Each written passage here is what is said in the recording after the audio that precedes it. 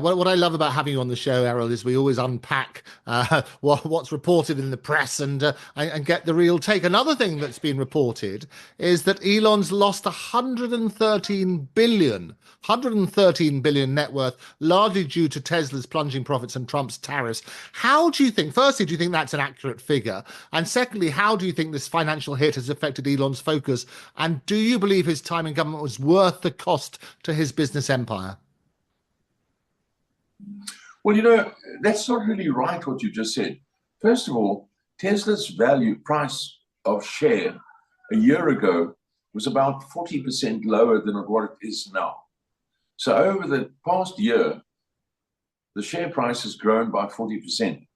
This in itself is actually something to be alarmed about. If you're in a normal country and you see shares growing at that rate, it's too high.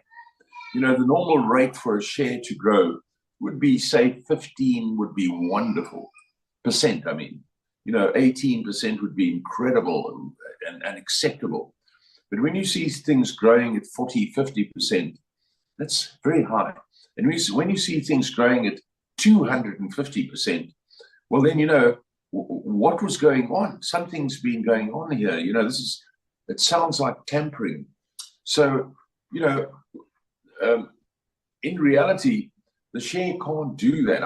There's a value to things, and it can't jump like that.